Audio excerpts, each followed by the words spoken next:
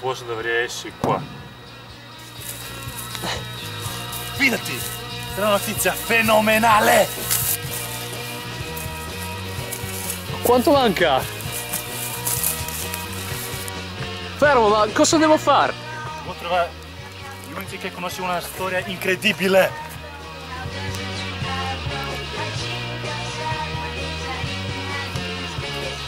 Siamo pronto? E ora parleremo con gli unici due che conoscono la vera storia del bus del Fulpo, con Uccio e il nostro Beppi. Tiriamo una curva. Ciappa, dai.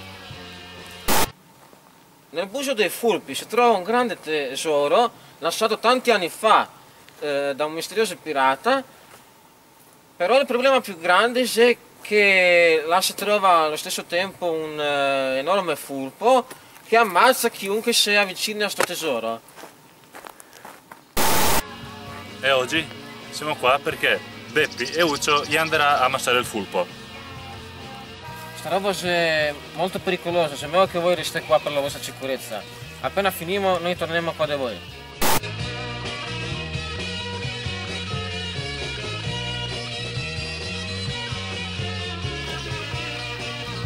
Ma siamo sicuri che torna? Spero.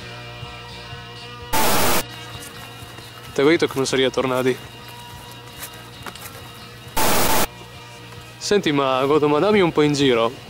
Nessuno che stia parlando di sto buso dei Fulpi. Buso no, andiamo dritti a casa. Buon dai ragazzi, oggi pago me.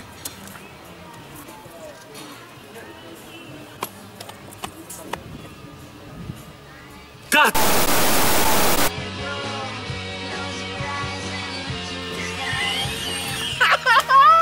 E adesso, col grande. Ah! E adesso col grande.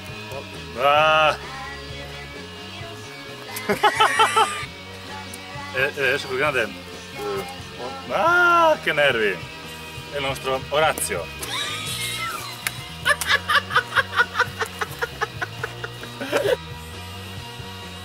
È il nostro Orazio.